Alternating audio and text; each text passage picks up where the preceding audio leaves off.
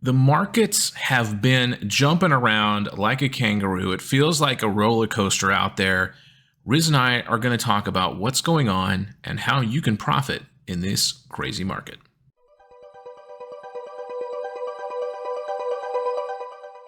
Good evening, my fellow Riz Elite members and all of our subscribers here on YouTube. Welcome to our weekly market recap. You, of course, have found Riz International, where we like to educate traders, help people learn how to trade in the market and be successful at it long term. And somebody who is very successful at it, his name's on the side of the building.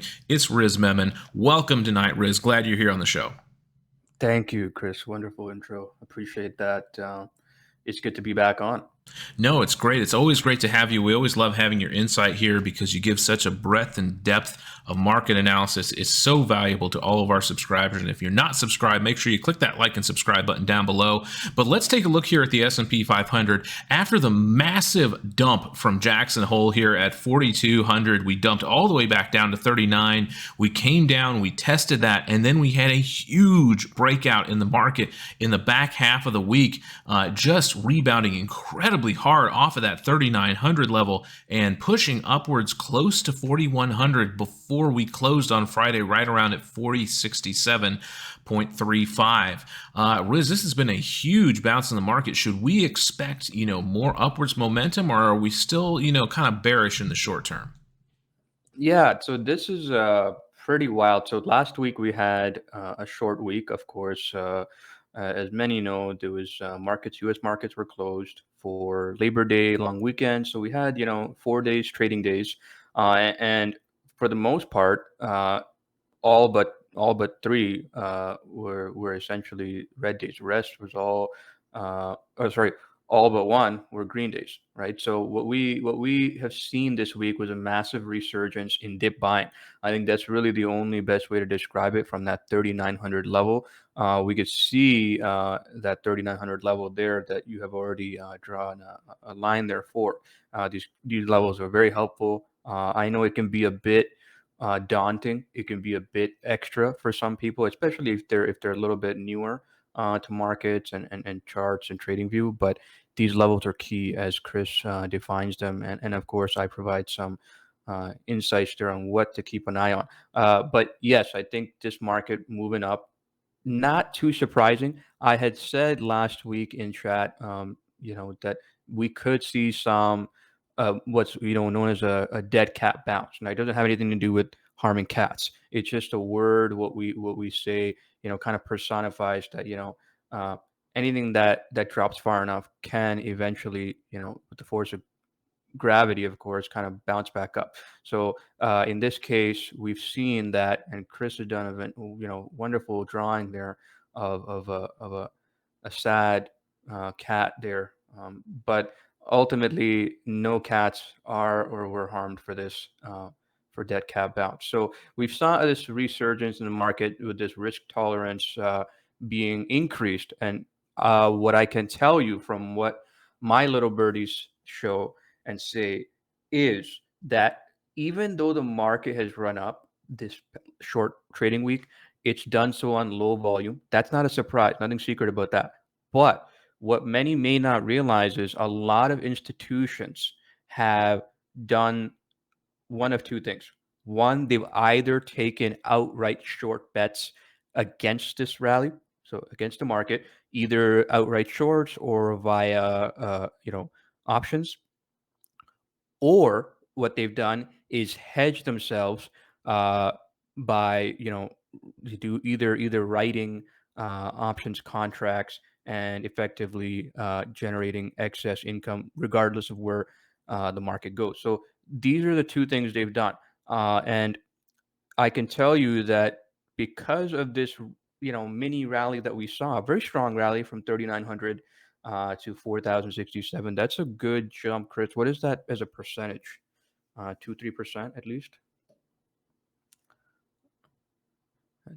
Let's see, 4%. So I was off by a bit. So about 4.25% roughly, just in less than a full trading week. So That's pretty impressive. About 4.5, as Chris kind of outlined there a little bit more accurately there. We can see that this was a pretty fast, ferocious rally, but we're not out of the woods yet. We did really well this trading week. Hopefully, you were able to follow along with us in Elite, for those of you that are in Elite. And we, I said, when I got in out of different um, long and short market exposure ETFs. So I was very happy with that, how we played that.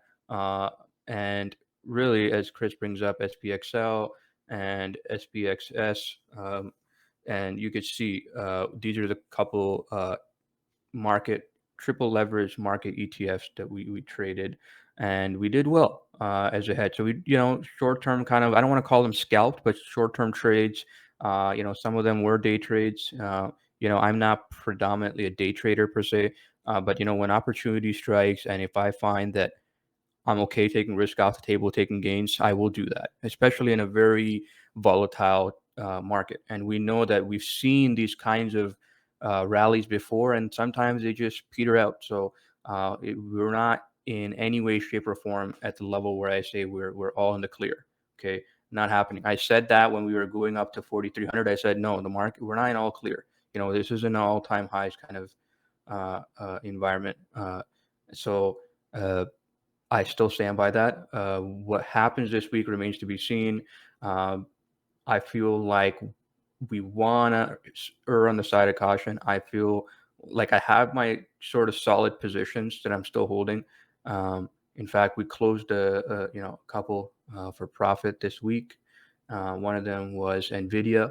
Nothing large in regards to profits, but it was still good to take it off the table. In fact, from a technical standpoint, it looks good for a continuation. But in any other market environment, in like a normal market environment where, we're not faced with so much volatility, we're not faced with high inflation and a whole uncertainty around the economy, I would obviously carry. But in this market environment, this year, pretty much this entire year, I've been trading a little bit more short term when I do trade. Okay, I've been trading less, but when I do trade, I trade more short term, and then I have my core basket of solid companies that I'm okay with holding.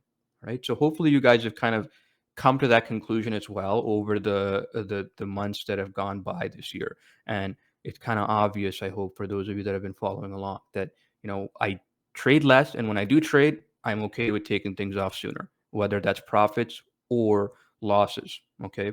So that's a very important theme to be aware of. Very solid advice there and great analysis. Thank you for sharing that about what institutions are doing. That's always very helpful, kind of knowing where the whales are at and what they're up to. But, I just want to bring your attention here to back in May when we had several attempts here at 39 and bounced. And then you see what happened is we broke below and it pushed down to the most recent low, which is right here at about 36.40. But yeah, these intermittent bounces will happen. It's not always going to be all red or all green. You have to mix, the good with the bad or the up with the down. And the market can go anywhere at this point. It's very tricky. And so we're, like Riz was saying, we got to be really cautious in this type of environment because one news story and the market can flip the other direction on the drop of a hat, it feels like at this point. All right, let's go ahead and take a look here at the breakdown for the S&P 500. Obviously, most all sectors really benefiting from this bounce in the last 3 trading days of our short trading week so far. But I would say some of these more beaten down securities were doing a bit better as far as moving towards the upside. Healthcare especially making a very nice move here from about 6.7% down up to only about 3% now. Energy and utilities still remain the top dogs in the S&P 500 so far this year, but S&P 500 still down almost 12.75% at this point. Real estate hanging right in there with it, and financial and tech are really still underperforming, but really nice bounces here on these beaten down securities for the most part. And it's kind of interesting seeing how high energy is at this point with the market still just being beat down really hard this year. Riz, what are your insights here? Yeah, something interesting though with energy, we actually saw oil break down, like traditional oil price per barrel, WTI crude, the U.S. Crude prices actually dropped, and we'll take a look at that in a minute. But it's interesting because price per barrel is down this week, but we've seen energy stocks. Remember, they don't always track, price of oil 1-to-1, right? Things like Exxon, Chevron, so on and so forth. These large energy exploration producers and refiners, they move predominantly, uh, you know, with the obviously because you're exposed to oil, they will move based on it, but not 1-to-1. They're not exact. So these large energy companies have been making record profits, okay, and they're holding up well. So they've done well when the markets go up, and when markets go down, they don't do too shabby either. So they've been a great safe haven kind of play for many institutions, but by no means does it mean that you just plop all your capital in them and that you're all clear because oil to the moon. I don't think we're going to see that. I think with the way things are going, with us heading into the winter months, uh, with OPEC had decided a week ago that they have decreased supply by 100,000 barrels per day. That's not much of a cut at all. So the market kind of factored that in. That's not too bad at all. And overall, we've seen that oil prices dip, but the reason the market is taking that favorably is because I've mentioned many times across this webinar, many months as well, that the one of the largest constituents and factors in high inflation was oil prices. And I even said, the economy can't sustain, $130, $140 price per barrel. And that was one of the largest core factors of inflation. And as we've seen oil prices come down, ding, ding, ding, we've also seen a cooling off in, very hot inflation that's trajectory is downward. Hence, the market hasn't continued to just go lower and lower off that 3,600 or something support, I believe, which was that, right, Chris? I think it was a 3,600 or something. Or sorry, 3,640. Yeah, yeah. So I'm not saying we're going to see those levels again, but yeah, that's the reason why the market hasn't continued to drop, because it's anticipating that inflation is going to continue to decrease and the Fed will do what it needs to do, which they have for the most part.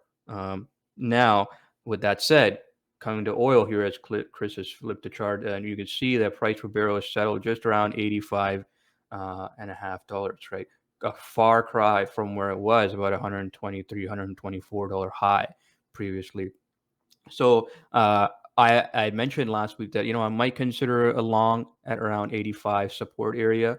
I haven't taken a position. I decided to hold off. But let's see. I'm kind of mulling it over, and if I do take it, it would be um, likely with one of the oil ETFs that I mentioned last week, which was USO, right? Just for those of you that are wondering what product, what ETF I use. So that will probably be it if I do, whether I take long or short. So is this jump here on Friday mostly because of that OPEC announcement that they were going to cut supply a bit, or you think it's more of a technical push here back above this support area? No, the 100,000 barrels decrease in supply was announced even before Fridays and Thursdays, kind of green days. The market it didn't matter too much in all things considered. I think there's downward pressure uh, because the market thinks, well, look, we have the winter months coming. We're seeing, you know, kind of the U.S. dollar is very strong, and we know that a strong U.S. dollar, uh, or I should say, not a strong U.S. dollar, but U.S. dollar is kind of an inverse correlation to U.S. Oil prices. So if we see a very strong U.S. dollar, statistically, it's higher chance that we see lower price per barrel in oil.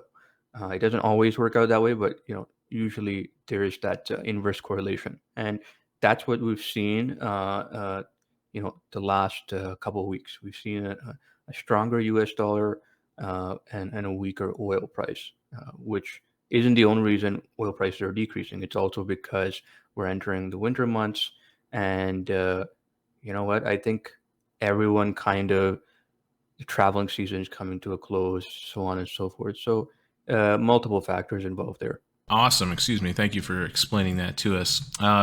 Jumping over here to cryptocurrency, I feel like we're kind of getting rickrolled here because 20,000, we're just never going to give that up. It's never going to let us down because Bitcoin just refuses to break hardcore below 20,000 at this point. Really just not doing all that much. Obviously, there was a big jump here, on the 9th yesterday. Really big rally in Bitcoin, but yeah, for the most part, it's just hanging around in the doldrums here around 20,000 and just doesn't want to let go at this point. But it will be interesting to see if we continue to press towards this resistance line that I've drawn here that's been going on since last year when we hit all-time highs on Bitcoin. It'll be interesting to see if that holds any water or not, and if we can push up or if we continue to see a push down in Bitcoin. Obviously, we'll have to wait and see. No one knows for sure. Yeah, this 20,000 mark is a very, very, very, very important mark area, as you can see, which is pretty obvious for most. But let me give some context around that. That 20,000 area, when cryptocurrency when all the rage in 2016, 2017, when it really kind of went mainstream the first time around, uh, I remember trading it heavily, and I sold all my Bitcoin, all my crypto holdings at the end of 2017 because I was going to travel for a couple of weeks, and Bitcoin had just hit, about 19, 20,000 mark, and that was the end of 2017. Okay. And I'm like, okay, I'm out, whatever. If it goes up, down, whatever, I'll see when, once the new year comes in and I'm back in front of my desk. And I was, like, okay, I'm out. And I remember even being on my trip because I can't help myself. Um, looking at crypto prices. This was, in January 2018, and prices were coming down, and everyone was like, "What's going on?" And ultimately, it was the right move for me because, as we know, after that, crypto went down to like, BTC went down to like $4,000 or $5,000 a coin, right? At that. So this is kind of that period where I'm just reminding people that look, that 20,000 is so important. It's so important, as Chris has kind of brought into the chart here. It's so important because we're now at 2017 levels. Okay, end of 2017 levels. So it's key. If we see a large breakdown, we've seen Bitcoin drop below 20,000. It's gone to like 19 something, but it hasn't stayed there, for any considerable amount of time. It's always bounced back. People have always bought the dip. But if we see a breakdown of 19,000 and it consistently stays there, there's no dip buying coming in. There's no large, uh, you know, a push upwards. That can, be quite, I would say, bearish for BTC and overall crypto as well.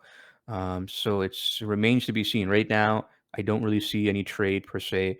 The fact that it's holding this area is good for crypto evangelist.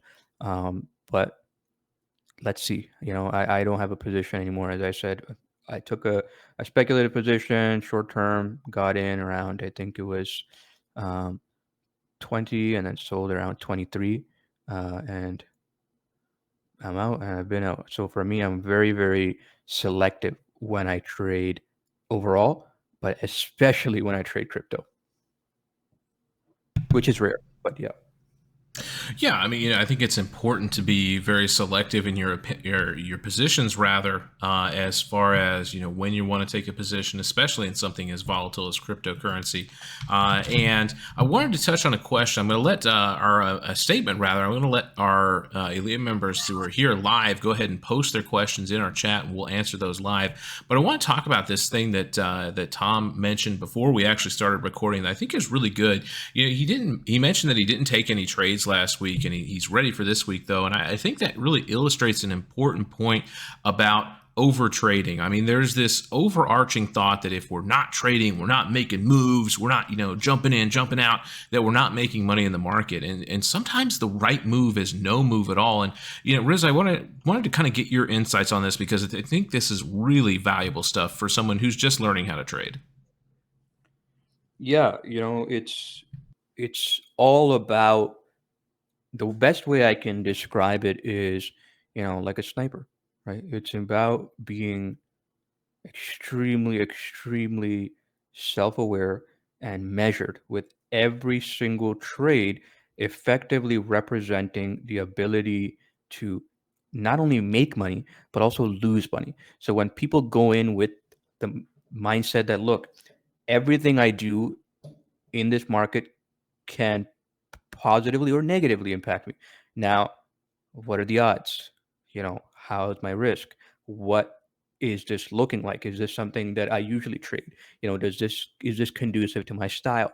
Am I in the right frame of mind? Am I distracted? Am I not feeling good? Am I, feeling down? Am I feeling very excited? All these things have to take into account. And I never ever have found anyone that can uh, effectively have all the variables on their side, because it's just not possible. But you want to try and get as many variables that are in your favor. And what does that mean? That means it's a good setup. Technically, the fundamentals are there. To effectively uh, back up your thesis, right? Like if you want to go short a trade for a short term, then technicals are more important. But if you want to short something and you want to carry that for months, well, that company better not be a fantastic company because you're betting against it, right? So same way, if you want to buy a company and you want to hold it for years or months, better be good. You better do your due diligence on it, and you better know the financials and fundamentals of it, not just, oh, okay, it's at support, and oh, okay, it's at 52-week lows. Like that's not enough, right? So it's very, very important to have your ducks in a row. You have to know what you're doing. I can't stress that enough. There's so many people just winging it, and still, I would think that hopefully 2022, um, we're 9 months into 2022, and I hope people have kind of gotten the idea, whether they're experienced or beginners, that this market is not the same market of 2020 and 2021. Those years were kind of like the, um, you know, uncommon, uncharacteristic years of markets. And, for those that benefited from it, great. Those that didn't, well, that sucks. But that's it. It's the past, right? So it's very important to acknowledge that 2020 and 2021, as much as people may think it's a blip, it's just 2 years, and it's not a very, very long time by any uh, semblance of the word. So it's conducive, and it's important for people to realize that these times come and go. There's always easy times, but there's also more difficult times, and we're in one of those difficult market periods. But that doesn't mean you can't make money. I thrive in times like these. It's more to my style. It's more when I get to shine. And uh, I did well in 2020 and 2021, but I get to do so in these kinds of markets as well. Whereas many people are only able to do well when they have markets, just ripping and roaring only, right? And that's good for them, but that's not markets all the time and every year. They're not like that. Really good, long-term analysis there. It's something. It's easy when markets are going up, and you can throw a dart at a dartboard and pick a security, and oh yeah, that should go up. But when things are choppy and things like that, it takes some talent and some patience to understand how to really trade, and that's really the type of environment we're in right now. And Jeffrey wants to know about my favorite ETFs: extra large and extra small, otherwise known as SPXL and XPXS, which is the S&P 500, long and short. Wants to know what how you trade these two ETFs, because they are a little tricky. Riz, what are your thoughts? Yeah, so just a brief breakdown for those not familiar. It can be a bit confusing, but I'll explain what they are. So these are ETFs. So SPXL is the three times leveraged ETF that tracks the S&P 500 index. Okay, so in simple form, this is the bullish one. So if the S&P 500 goes up 1% on any given day, this ETF, by all accounts and purposes, should be up 3% that day, because it's a three times leveraged ETF. Okay, so that's the simple uh, explanation. All right. Now, I'm not going to get into the explanation of decay because that is a factor that people need to be aware of. There is decay in all leveraged ETFs. Anytime it's a 2 or 3 or whatever multiple of leveraged ETF, there's going to be decay. Now, not decay from the option sense, but decay simply because of price tracking. All right. Now, SPXS, on the other hand, is the opposite of XPXL, where it's the short, it's the bearish uh, side of the S&P 500. So it's tracking the market from a bearish standpoint. So if the S&P 500 drops 1%, SPXS, okay, should drop 3%. All right. But on the flip side, if the market goes up 1%, guess what? SPXS is going to go down 3%. Okay, because it's the inverse, it's the bearish, right? Once you see it in practice, once you see it move, like if you add it to your watch list and you see the market's up 2% that day, and then you'll see SPXS go down 6% that day, it's going to make sense, once you see it. So that's in a nutshell what these ETFs are for. Why trade these ETFs instead of just directly trading the S&P 500 ETF, which is SPY? Well, because as Chris draws that arrow, it's 3 times leverage. So it's a 3 times multiple. With this, you get large moves. If on average the S&P 500, let's say, again, I'm not saying this to fact, but let's assume the S&P 500 moves on average 1% a day. Okay, assuming that means you can get a 3% up or down move in one of these ETFs. So if someone wants a little bit more volatility, someone wants to trade the market with less capital, has more volatility, then this is what they would do. Now, on the flip side, I said, well, think about decay. I'm not going to go into the mathematical explanation of decay. It's actually not that complex. It's very simple, but requires a lot of, I would say, either written or visual extrapolation, which I'm not going to make Chris do with the drawing tool. So what I will say is you don't want to hold these ETFs for too long. Now people ask me, Riz, what's too long? Like, can I carry it for more than a day? And I'm like, yeah, you can. You can. But know that if you carry it for weeks and months, you're going to be subject to decay, and you're essentially that's it's not going to track exactly, uh, just simply because of recurrent values. Okay. Um, Feel free to search up why. In fact, if you're an elite, we have provided an explanation on DK before. So we'll share that again if you're interested. But simply put, that's what these ETFs are for. It's something you can trade, if you want to get exposure to market, long or short, without having to actually short. Because some people may not be able to short. If you're trading on Robinhood, which is, no judgment there, but yuck. You can't short on Robinhood, right? You can't short an equity. You can't short an ETF on Robinhood. So this is one way to get downside exposure to markets. On another way, people can, of course, trade options, right? They can directly trade options on these as well, but that adds another layer. And I won't go in and confuse anyone with that. But, most people will trade options directly on SPY if they want, right? Because options are already move fast, they're already leveraged. So, people may not need to do it on these leverage ETFs. Although we have in Elite, and including myself, have traded options on these leveraged ETFs. So in a way, what we've done is we've taken a leveraged ETF and then traded a leveraged derivative, a leveraged product on a leveraged ETF, right? And for those of you that are living on the wild side and using margin for that, that's a triple whammy. You're using margin, you're using leverage to trade a leveraged product on a leveraged ETF. So, for those of you that are familiar and experienced, hopefully that's funny, because that's what people are doing if they're using margin, right? But anyways, something a little bit absurd. Okay, it just blows my mind. You can do these things in markets, and it could be an 18-year-old or 20-year-old or 30-year-old or 60-year-old with a TD Ameritrade or Robinhood or Interactive brokerage account that can do this from their phone. It's absurd.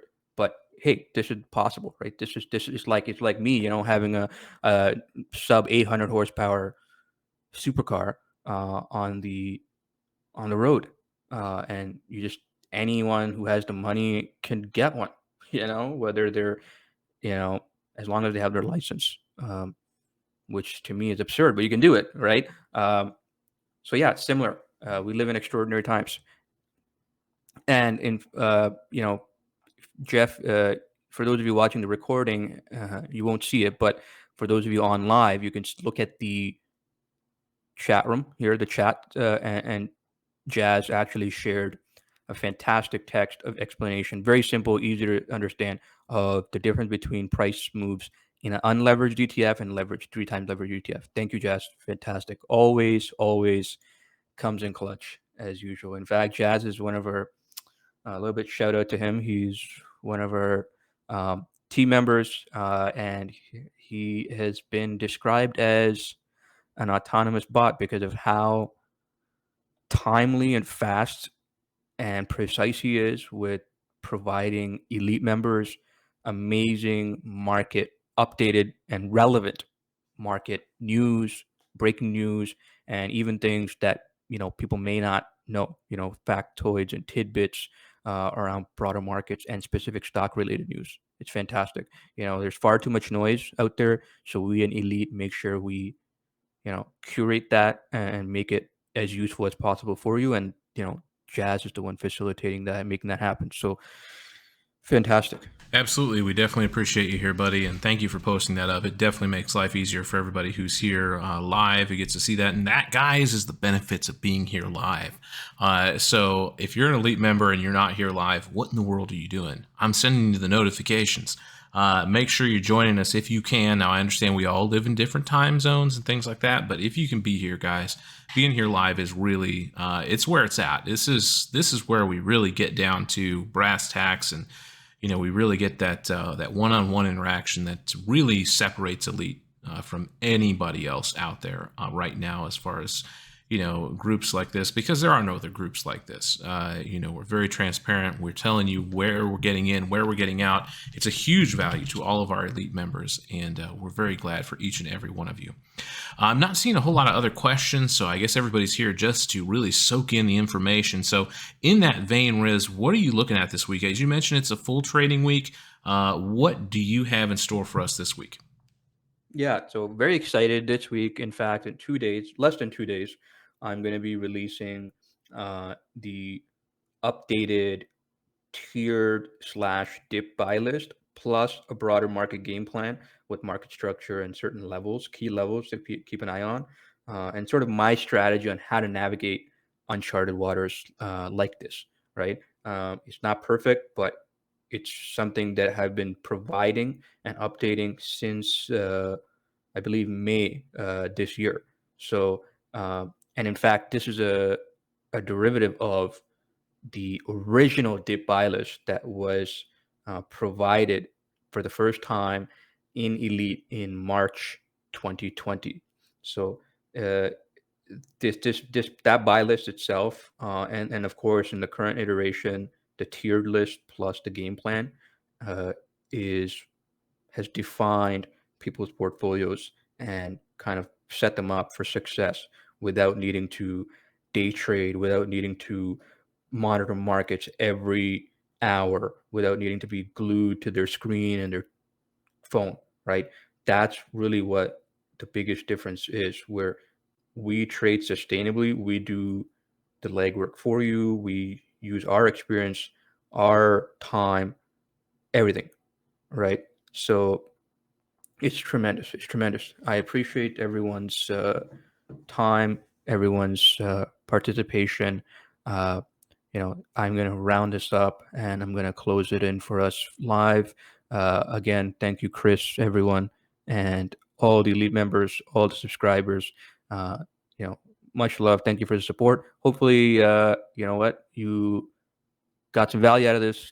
We shall see how this market goes. I'm going to be releasing that list. In fact, I continue to work on it because I've had to make some adjustments after this week's price action. So stay tuned for that. That will be up for elite members only. And have a fantastic rest of the weekend and a great night. And we shall kick ass and take names next week. All right, guys, take care. Ciao.